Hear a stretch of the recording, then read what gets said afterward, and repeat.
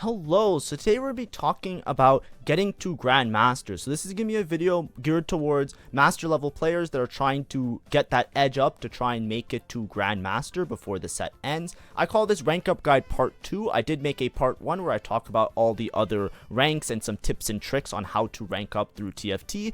That's not to say this video isn't for you if you're not in Masters or higher.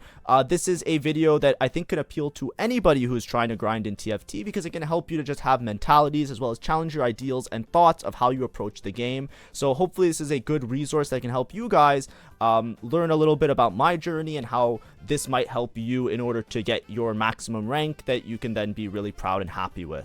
So, without much ado, let's get started. Before we do so, though, please make sure to like and subscribe. It does help me out a lot as a small content creator if people can like and subscribe, especially if you come to my channel multiple times watching different videos that I produce. I usually make guide content for TFT. I'm usually going deep into comms or game mechanics. I also do some for fun TFT stuff on this channel. So if any of that appeals to you, please make sure to like and subscribe because it does help me out. I also have an art tab on my YouTube that links to my art store. If you see anything that you like, there's a Jinx Caitlyn Yukioe style picture that you can check out there.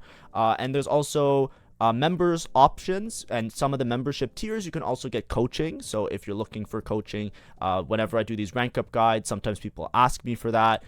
You can go through the YouTube members, and then I can do VOD reviews or coaching sessions through that as well.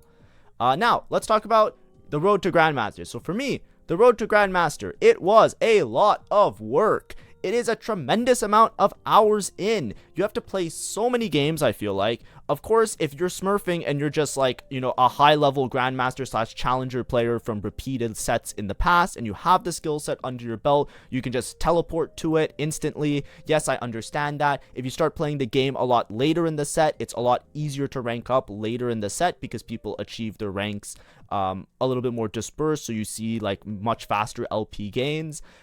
Yes, I understand, but either way, it's a huge time commitment. If you're somebody who's trying to get to Grandmaster and if you've never hit Grandmaster before, it will be a lot of games played. I personally have hit Grandmaster before. I usually touch it in a fleeting way. I'm usually within the top 1,000 players in my server of NA whenever I'm playing a certain set, and I sometimes, you know, briefly hit Grandmaster, briefly come out, briefly hit it, briefly come out. I've done that before in previous sets. So, you know, to achieve it reliably and very consistently, it still takes a lot of hours and many games played, so just be prepared for that work overload.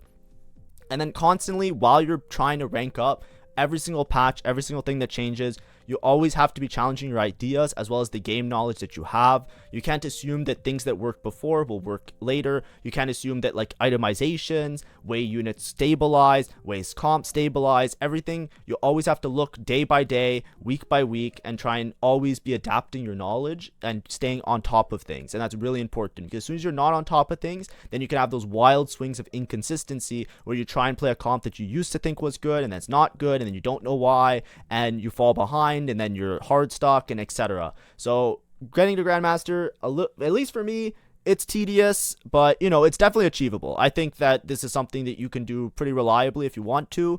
It just takes a lot of work, and that's the main thing.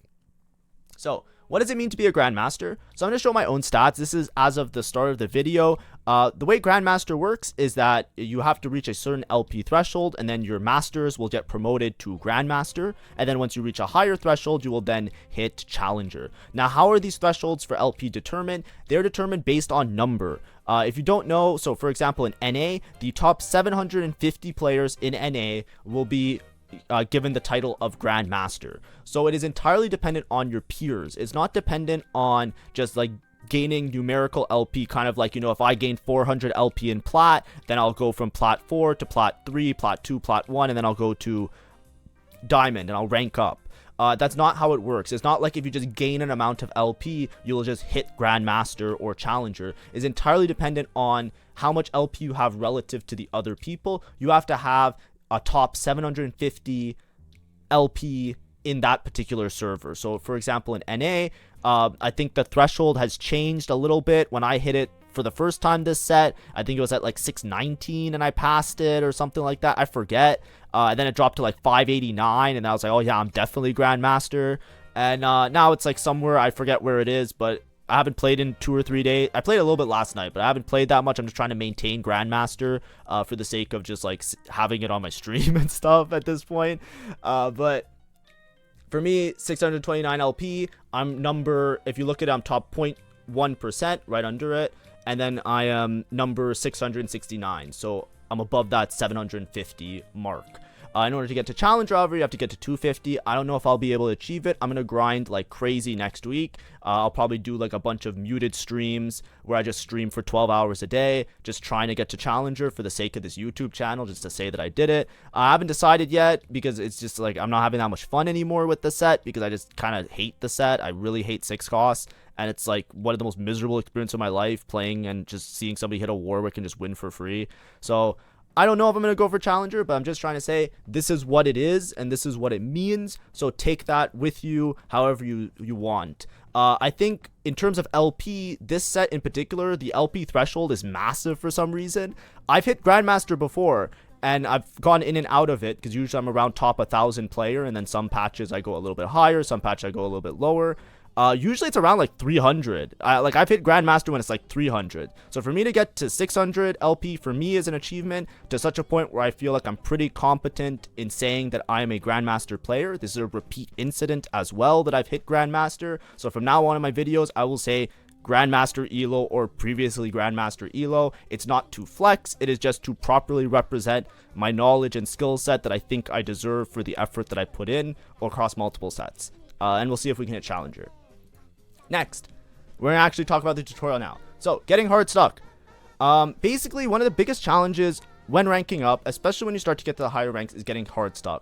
So, if you don't know, the way that LP and MMR works or matchmaking works is that every person has like your LP that's visible, and then you also have a hidden MMR.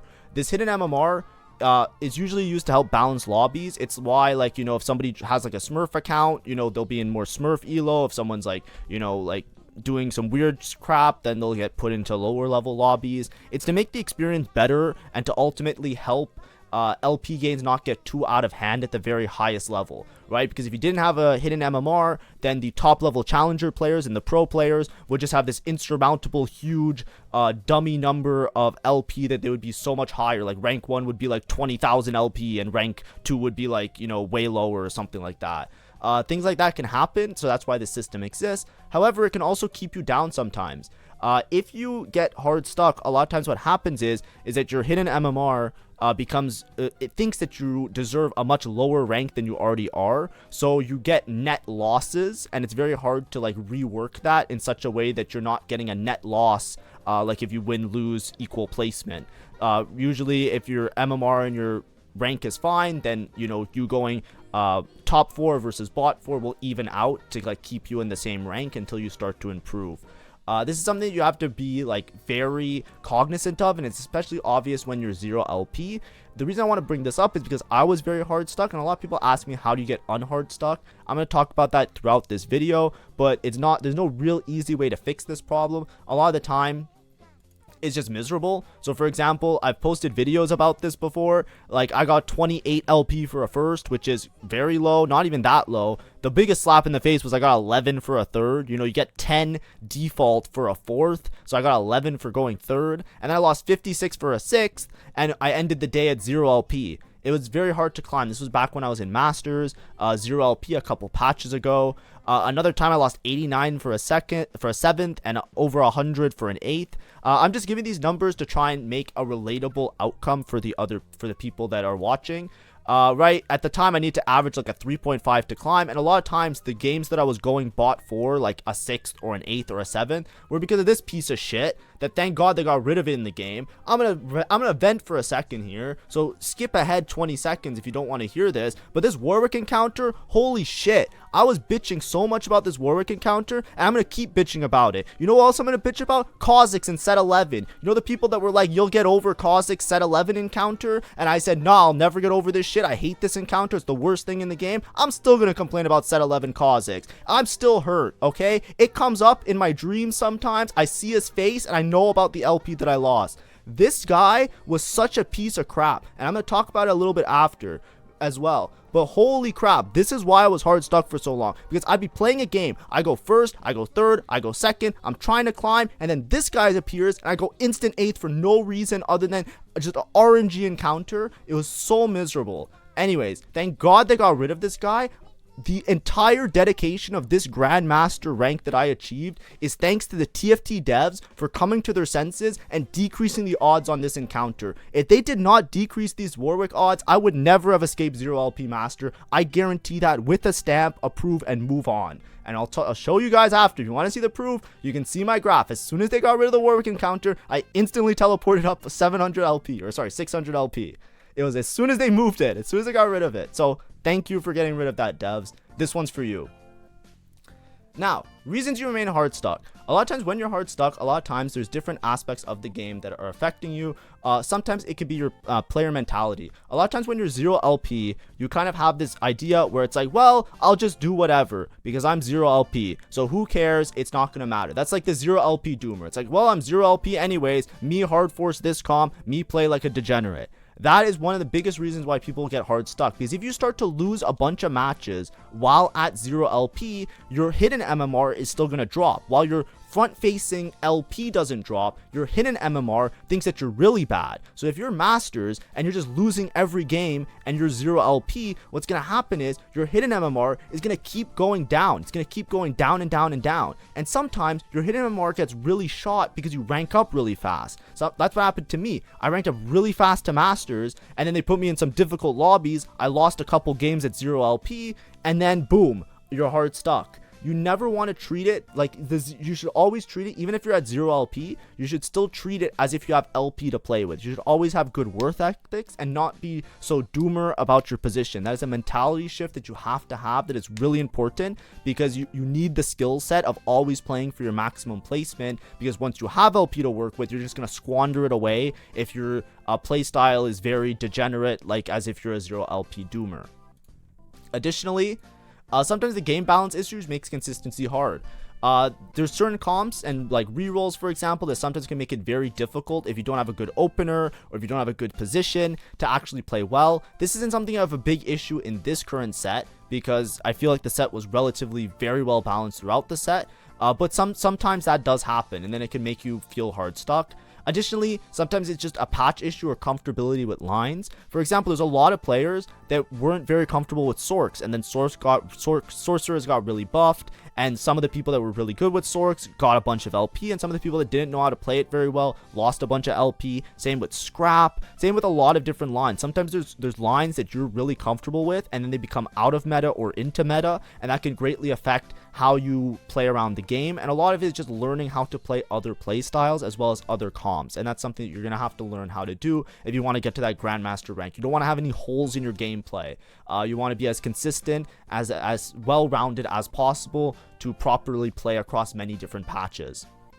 Also, one of the reasons this happens to me a lot is degenerate lobbies. The main thing, I'm sure everybody experiences this at one point, but the 0 LP lobby. You're like Plat 4 or you're Emerald 4, you're some kind of 4, or you're Master 0 LP, and your whole lobby is just like playing like absolute degenerates, right? Like you have a guy FFing, you have maybe 2 people FFing, they just like hard force something, roll to 0, don't hit, tilted, write some like bullshit comment in the comments, like they start typing saying like this game sucks, it's just all luck, blah blah blah blah blah, and then they FF and they leave the game. The whole game's screwed up now, because now you're fighting ghost boards on stage 3 or 4, and then like some people don't fight the ghost boards, and now the HP is all messed up, and then you that's playing like a consistent reroll line, all of a sudden everybody's able to go level 9 because everybody has extra HP, and it's just a mess.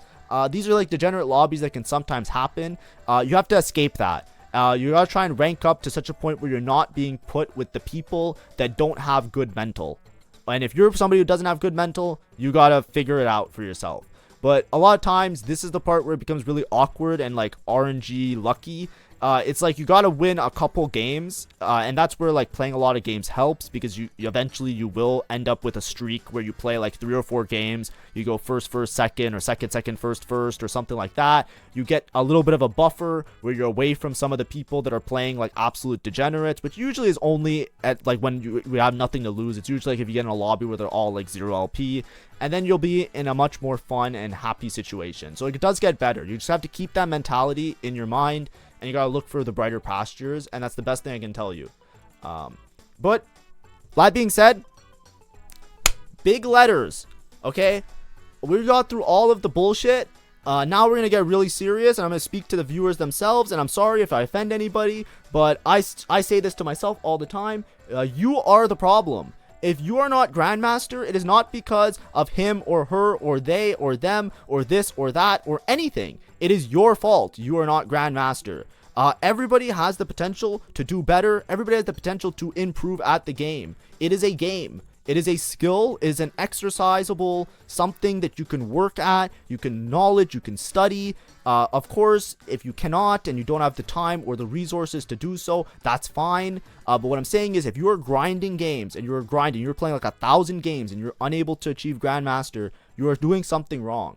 And I don't mean that in a way to offend anybody. Like I said, I mean it as like a reality check. You have to look for your own mistakes. You have to identify that you are doing something wrong, and the sooner you can come to terms with your own mistakes, the sooner you'll be able to rank up. And I say this from my own experience, right? I bitch and I complain and I whine all the time. I just ranted about Warwick, right? There were obviously things that I could have done better to play around that Warwick encounter meta.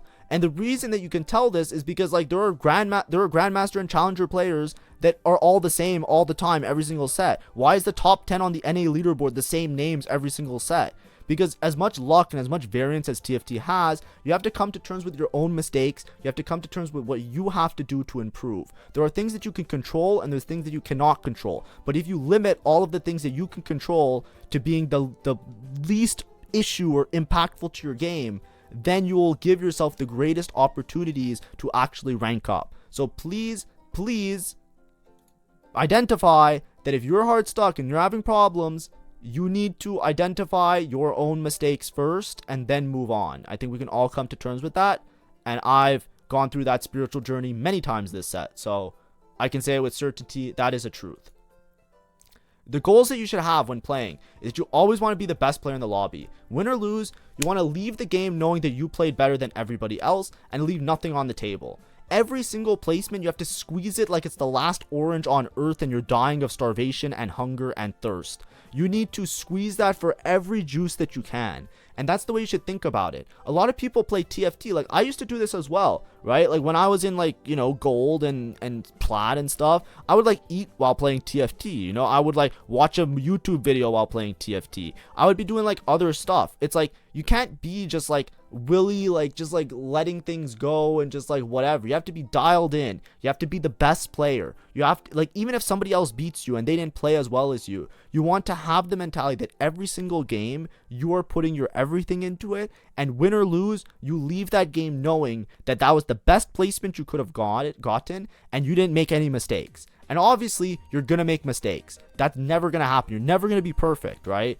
If you're perfect, you're probably challenger or like number 1 on the leaderboard. You're always going to be making mistakes. But the thing is that you have to be looking for those mistakes. You have to be trying to be the best player. And if you're not the best player, you have to identify why you weren't the best player. And if you can do that, that will help you tremendously in getting the mentality that you need in order to rank up beyond your master's rank.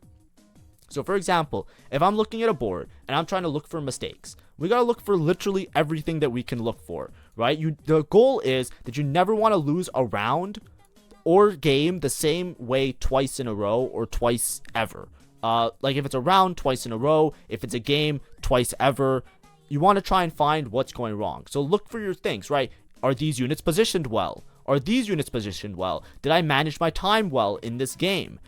Do I have the correct synergies in? Are the units that I'm holding on bench correct? Could I make higher interest? Is the augment good? Am I playing around the augment? Should I be pushing levels? Are these the right levels? Did I scout? Who am I fighting? based on who I'm fighting, where should these units be? Is my board expensive? Is my board not expensive? Is my board strong relative to the rest of the lobby? What are my long-term prospects? What are my short-term prospects? What is going on in this game, right? Like, what am I trying to play and why am I trying to play it, right? You have to think about every single aspect of the game. Like, literally anything that has, like, any difference. Like, your eyes should be scanning every single aspect when you're looking and trying to figure out which of these things were critical in the last fight. So a lot of times, like, if you're analyzing a round or a fight, for example, you would look for position of backline units and frontline units, right? If I'm fighting somebody and I get wrapped, okay, why did I get wrapped? If I don't get wrapped, am I targeting the right units? Should my Vex be positioned here or should my Vex be positioned here? Look at the fight and pay active attention to what's going on. Look at your units and say to yourself, did that look correct? And if it didn't, try changing it up. These are things that you can do in the middle of a game or during a game, but you can also do it in post and VOD review. But the idea is that you have to be challenging every aspect of what you're doing to make sure that every single round is optimized as much as possible. Even if you're not killing the entire board and you're not full streaking, you want to make sure that you're preserving HP if that's the valid strategy. Should you be preserving HP or should you be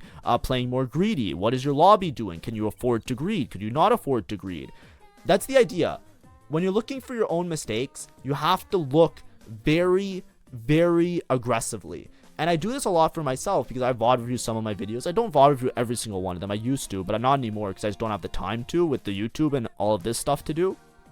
But you have to be very aware.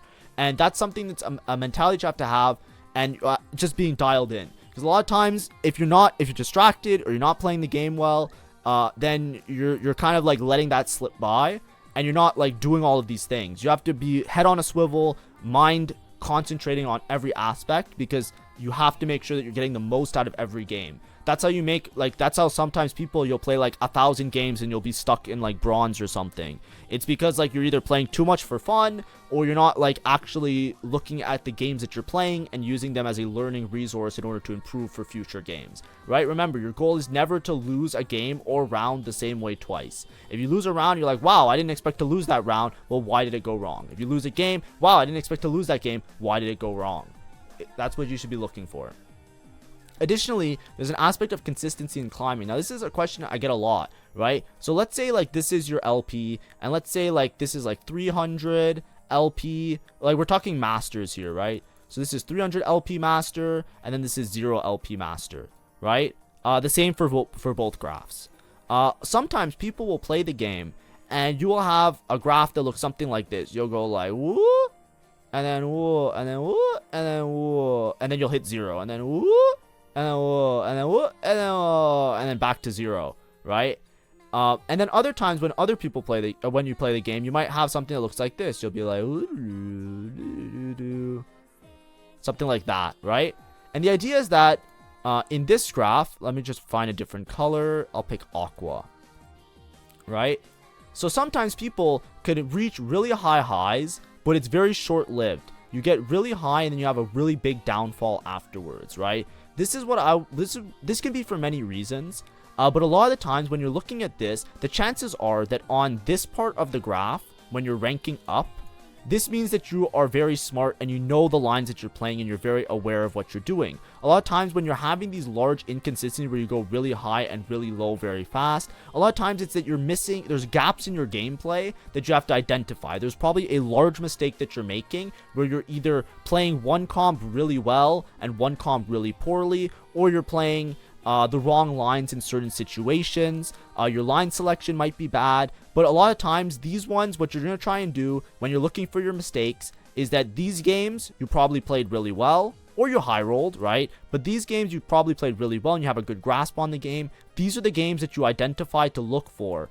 You look at these games and you say to yourself, well, what could I have done here to be better, right? Was it the line selection? Was I unlucky? How did I get into these spots, right? A better player will look less unlucky just because they put themselves in less risky spots, so they have less of a chance to low roll. You have to analyze these games and see, well, how can I improve on these ones because I'm clearly doing something wrong. Maybe you know how to play scrap really well, but you don't know how to play sorks really well. So when you can play scrap on this side, you do well, and when you can play sorks, you do really poorly. You have to look for these games and see that there's a glaring mistake. Also, sometimes this just happens because you're playing very first or eighth, and the idea is that you're just not playing consistent enough. And that's where the consistency in climbing comes into play. A lot of times you're playing just for a first or an eighth. So if you get lucky and you go first, you climb instantly. But then you go eighth, and then you have this graph that looks very disjointed. However, there is another option, which is something that looks like this. Now, whenever your graph looks like this, where you have big peaks and big valleys, it's very easy to identify what the mistakes are because you look at your big valleys and you try and find like the major critical errors you made in those games. And often if you can turn those games around, you can get some consistency at a certain elo that you can then use to improve. What's really hard is when you have graphs that look kind of like this, where you plateau very hard, because a lot of times when you're plateauing, these games might not necessarily be that you played bad, right? You might have some games that are good, some games that are bad. A lot of the times, it's like you have to look at every single one of these games and try and find an improvement in every single one of these games. When you find the improvement in every single one of these games, you turn the horizontal line into a slightly upward sloping line. So imagine your LP graph looks like this. If you improve your placement in every single one of these games by 1, then your graph all of a sudden is going to look more like this, because they're all going to get improved by a little bit, and then you can have a consistent upward climbing. This is when you're playing usually very consistent, but a lot of the times it's a matter of identifying exact nuances in the lines, exact mentalities that you should have, econ management, all the small things that you can do round by round. This is how you can improve these placements, because if you can squeak out even one placement in every game, you can turn a horizontal line into a very easy vertical line. It's a lot harder to find niche, very small improvements when your graph looks like this, because if you're just having a steep decline, a lot of times trying to increase your average placement in these games is still going to be like a net negative or like a plateau. So a lot of times you're looking for big errors if your graph looks more like this, and if your graph looks more like this, you're looking for small improvements, and it's a lot harder but a lot more rewarding because you can just find a consistent climb. I'm more of a player where I usually end up like this. I usually plateau and I find that I achieve a skill set, and then I need to make some sort of mentality shift or some sort of knowledge change in order to then boost this line into a increase in consistent climbing. But usually it's really hard to climb if you do this all the time. So try not to be very first or eighth, especially when you have LP to lose. If you're on a steep decline, it might also be just mental. You might just be on a lose streak, then you're just hard forcing stuff and you're just like approaching the game very poorly. You want to take breaks. You want to analyze these games, right? If you lose, like if you have a day where your graph looks like this, you should just stop playing, look at these games, figure out what went wrong, if it was your fault or if it wasn't your fault, see if you're making big mistakes, and then readjust to make your graph a little bit more consistent in climbing. Now, as a conclusion to the video, or as an end part of the video, I'm going to go over my biggest issues. Now, I've kind of talked about finding mistakes, mentality, understanding. A lot of the game is mental, figuring out exactly what your spot is and how to play around it. I'm going to talk about what my biggest issues were from my climb from 100 LP to 600 LP to get to Grandmaster. I'm going to tell you about how I overcame those, what examples I can give you from my personal experience. These might be different than yours. They might apply to you even if you're not in Masters, however, but hopefully it is still helpful. So let's go through it. Line selection. So I had a lot of problems with line selection. So line selection, what I'm trying to refer to here is which comp you're going to play. A lot of times it's hard to pick a comp, and it's something that nobody really has like a perfect skill set in, because even the highest level of players will sometimes finish a game and be like, oh, I should have just played this comp, wouldn't it have been better anyways, right? Unless you're like a world champion, a lot of times like this is an easy thing to mess up. You have to always consider your items, the things that you have that can make a comp very good. You have to also analyze, is the comp actually good, or is there a better option? An example that I'm going to give is scrap. So this is my LP graph. So remember I said how like as soon as Warwick got patched out, I instantly ranked up. This is when Warwick got patched out, I'm pretty sure. And this is what my LP graph looked like right as soon as Warwick got removed from the game. As you can see, I just instantly increased. Proof in the pudding that my bitching was valid. I just want to say, so anybody who doesn't agree with me, whenever I was saying I hate this Warwick encounter, if they got rid of Warwick, I'm instantly going to go to Grandmaster. Guess what? I was right, okay? Anyways, if you look at this, you'll see that I play a lot of scrap. Specifically in some of the most recent games, you'll see that I played a lot of scrap games, and a lot of times I'm not really ending up in a top 4, and that's because scrap is a very niche line that you should pick. I definitely overplay scrap. So something that I'm trying to work on, or I worked on a lot while I was trying to climb up this big LP spike, is to play a lot less scrap. Now, I really like scrap because I feel like I have a really good grasp on the items that you can use with them.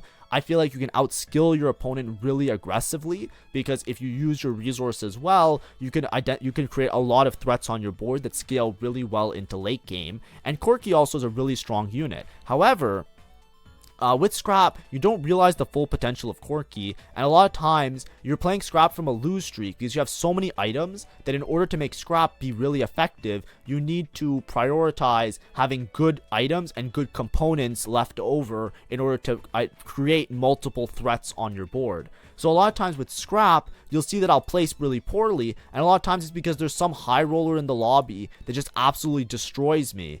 I think this game was a Chem Baron, yeah. So this game, right, I look at my board, right? I have Echo 2, 3 items. I have Corki 2, 3 items. I have a really strong board, arguably stronger than some of the other people in the lobby. But if you look at the lobby, there was a Chem Baron player. The Chem Baron player just instantly won the game. It just is what it is. This Chem Baron player just wins the game for free. So me, that I kind of didn't have a very strong opener and I chose to play around scrap, if another person has a win condition, scrap is really bad. Scrap is good when all the boards are equal strength, because scrap scales well into late game, and a lot of times you play it from a lose streak. But if there's another person in the lobby that has a win condition, like look, this guy has a Garen 3, this guy has a Silco 3, it's like there's no way I'm top 4ing because I don't have enough HP to survive in order to top 4. And that's what happens a lot with scrap games. Sometimes you go first, and then sometimes you just go 8th. Like look at this game. I got one of the Exodia enablers, which is what's it called? Trait Tracker into scrap. And I had Trait Tracker into scrap. I have Echo 2, I have Corki 2, but I finished the game 8th. Why? Because there was one guy that was really strong. I think I lost to this Smeech player, right? This Smeech player just had like Jinx 2, Smeech 2, Smeech 3 star, and he just instantly deleted my board, and I didn't have enough HP to survive, so I just died. And it was just over. The game was just over. And that's what happens when you're playing the lines that have thinner margins. Sometimes if other people have win conditions or have really strong boards, you might just lose for free. I think there's another example of a game. I think I had like Reunion Vi in one of my games. I forget where it is. I had like Ambush or something. I'll talk about it after. But instead, like the idea with line selection is like, I think if you change this now, instead of putting scrap in and I put like Corki, let me just delete the filter, right? Like if I have the items to play around Corki, there's other lines that I can play that are a little bit better, right? Like I can play more towards Artillerist, or I can play towards like Ezreal Corki with Heimerdinger Academy. It's not like, you know, or if I have items, what is it, like IE? Let me filter like Infinity Edge, right? Like a lot of times if I'm starting with AD items, I used to always go for scrap, but now, like, I think a lot more of my recent games, maybe I still play too much scrap. This might still be an issue. Oh, look at this game. I lost with Twitch 3, by the way. Isn't that funny?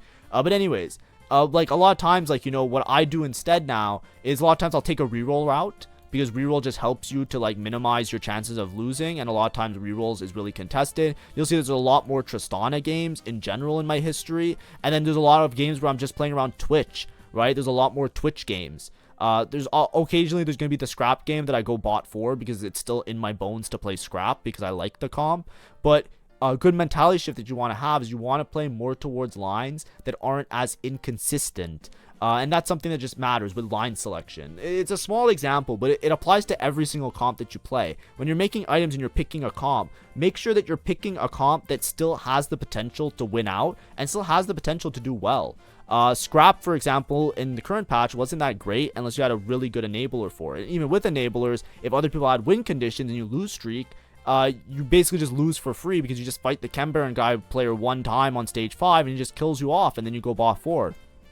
right? It's a matter of identifying when the comp is good enough to play and knowing each of the conditions. That's a big part of line selection. So if you see a comp that you're playing and you're like, wow, one game I did really well with it and one game I didn't do so well with it, analyze what the conditions were in the game that went well and what the conditions were in the game that didn't go well. So for example, I no longer play scrap. If I see somebody I play scrap, but I no longer play it if I see other people with win conditions. If I look around and I see, oh, that person has Chem Baron, I do not angle scrap. I say to myself, okay, I can't play scrap here because I know that the Chem Baron player will always beat me later in the game, and for scrap, I really want to lose streak. So if I try and play scrap on a win streak, I risk my components being bad, and then I'll lose because I won't have good items. And then if I don't lose streak, I'll just lose to the Chem Baron player later.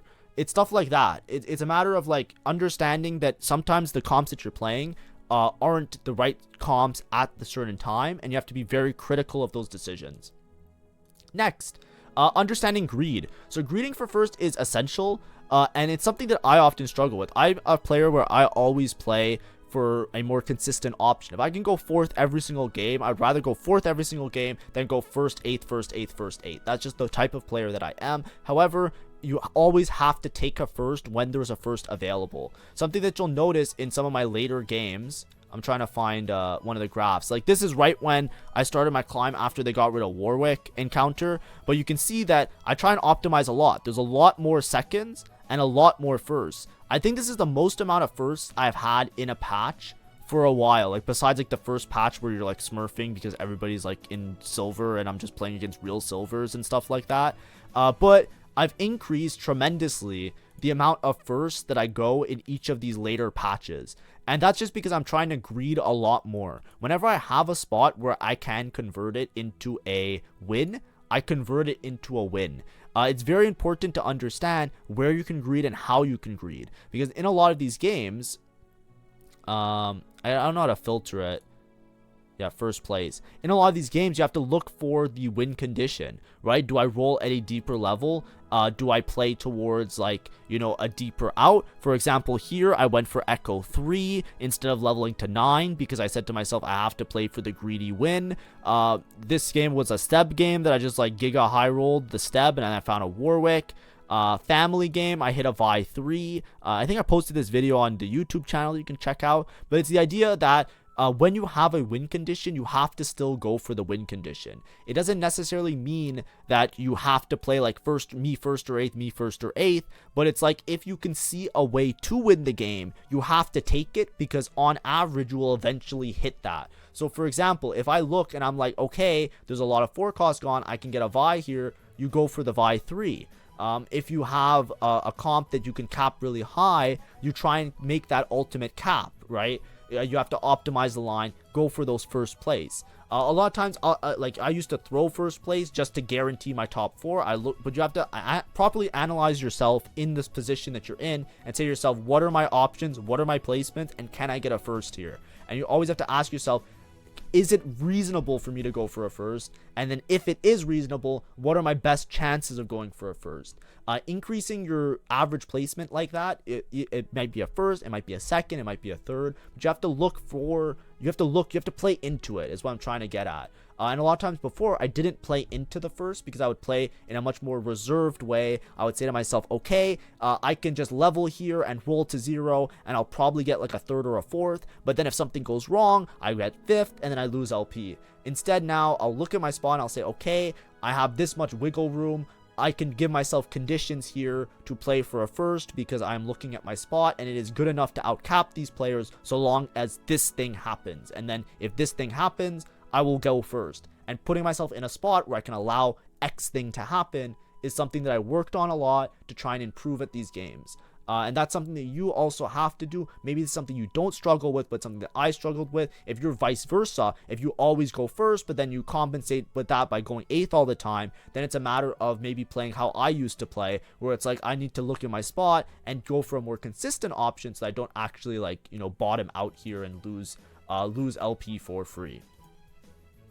Lastly, something that I worked out a lot is line nuances. So what is the most important thing for the comp that I'm playing? What are the important items and what changes can I make to improve my positions? An example that I want to give you guys is Smeech. Now, this might be really obvious to some people, but I used to build Smeech pretty flexibly. So a lot of times, like, I always want to put Hodge on Smeech because I feel like it's just really good. But then sometimes I'll put like an Edge of Night on Smeech. Sometimes I'll put Asterix on Smeech. A lot of times I was just trying to tempo in my mid game and late game in order to properly play around the ambusher line. Building the items that I have in order to properly like create a unit that, you know, melee items, do damage, etc. Something that I did is I analyzed my Smeech games a lot. So there was like this little stretch of games where I wasn't doing particularly well according to what I thought my placement should be. Don't look at this game. This game was just a chalked game. But I'm trying to find I think it's like right here. So this game, I had Ambusher Emblem on Warwick. I had Smeech with Radiant Bloodthirster and Prowler's Claw, which should be like a giga capped board. But I looked at this and I said to myself, okay, what am I doing wrong here? Because my Smeech didn't look like he was popping off this game. Additionally, I had this game where I ended up 5th. I have Bloodthirster, Prowler's Claw, Sterex, and I looked at this game, I'm like, okay, I have 2 Echo 2s, 5 Ambusher in, Smeech 3, and I went 5th. And looking at the lobby, I was like, well, why did I go 5th? There wasn't anything super crazy, right? This guy eventually was super crazy because he had like Talisman of Ascension, Rennie, and this guy was also crazy with like the Nocturne, right? Nocturne with range. But it wasn't absurd. And then there was another game where I went 6th or whatever. But this was the game where I really started to figure shit out. Because when this game went 6th, I noticed in the middle of my game, I didn't originally have these 3 items on Smeech. Originally, I had Bloodthirster, Titans, and Hodge. Like, I had a build similar to this, except with a Bloodthirster. And what I started to notice is when I analyzed the games, I analyzed the stats, I looked at all my games, I watched other people play, and I watched what other people were doing in my lobbies. I am pretty certain to say that you need to have double healing on this piece of shit. If this guy does not have Bloodthirster Hodge, he does not function correctly as a unit. I believe that wholeheartedly with all of my heart, deep down to the bottom of my diaphragm. I feel in my gut that this guy does not work without double healing. I don't care what the stats say. I don't care about the itemizations. I am never building this unit without double healing. That is the observation that I made, because if I don't have double healing on this guy, he does not pop off. Those are type of line nuances that I mean. Now, maybe that's obvious. Maybe you always make double healing on Smeech, but it's like a matter of experiences, right? And sometimes it matters the comps that you're playing against, the particular situation that you're in. But a lot of the time, after playing a lot of games and realizing that I was losing a lot of placements for reasons that I didn't really understand, I started to always prioritize double healing on the Smeech unit, even when I had something like Silvermere Dawn. And my average placement was starting to go up. And this is just in recent history. But it's a type of small nuances like that you have to look for. This is one example. I'm just trying to pick a recent example, so to speak. But you need to make sure that you don't leave anything on the table. So there's other lines that I made this similar adjustments for. Like Sorks. That I did VOD reviews for members. I did members VOD reviews for some other lines as well, trying to figure out, okay, what am I doing wrong? What are the exact things, whether it be augments, whether it be positional things. But this is like one small example. It's a matter of analyzing specifically why your unit isn't behaving correctly and why other people's units are behaving correctly. This was something I struggled with, and it's a matter of doing that for every single line. So that's one example with Smeech. With Smeech, I always prioritize BT Hodge now. Before, I thought 1 healing was enough, and then the other items you can kind of work with as you can build them just to preserve HP. It's like, no, I just greed for double healing always, because it's so essential in a lot of the matchups in the current meta, like the current patch, like last patch and this patch. Maybe previous patches it was okay to do some other stuff, but currently, at least in the lobbies that I'm playing in, this was something that I needed to do that feels like it's a direct improvement. And in those particular games, I look at it and I look at my itemizations and I say to myself, yeah, I think this game would have gone in better if I had double healing here. So in hindsight, I feel like it was a good choice to make. That's the type of optimizations you have to look for. They're very small and they're very circumstantial, and often it's not something that's right or wrong based on like one person's thoughts. It's right or wrong based on your experiences and understanding, okay, based on what the current meta is and what I'm doing and how people are playing the boards in my lobbies, this is what I need to do in order to have success. But anyways, in summary, you are the problem for the most part. right? As you can see, there was a lot of stuff that I worked on, and once I got through the things that I worked on, I was able to rank up, which is really important. You gotta look for any and all mistakes. So every single point in every single game, you want to look for anything that you can improve on. I gave you examples of stuff that I was improving on, but the things that you improve on could be very different. They can even be larger in general. They can just be like, oh, I just didn't know this was a good comp to play, or I didn't know this thing. Like, depending on your elo, it could be anything. So you always want to look for those mistakes, focus on fixing those mistakes, and then make yourself the best player possible. Additionally, you want to play the best that you can in every game and try to be happy. Hopefully this was an informative guide. I tried to make it as general as possible and give my own genuine experiences. This is more of like a me ranting about my own experiences type of thing. So of course, to each their own. Have fun, try your best. I'm gonna try and go for Challenger. I think I can do it, but I don't know if I have enough time, because I have to do some other stuff, you know, like it's just busy. If I don't get Challenger this set, I guarantee that I'll get Challenger next set though.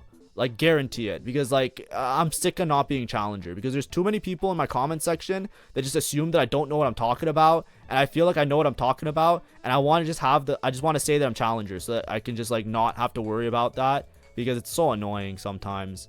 But either way, Grandmaster Fenrir, woo! I don't know if anybody was hoping for me to get Grandmaster, but I did it.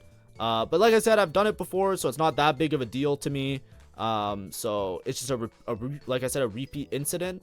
So hopefully I can maintain it till the end of the set, or I can rank up to Challenger. We'll see. Hopefully you enjoy the content, have fun, and as always, see ya. Bye bye.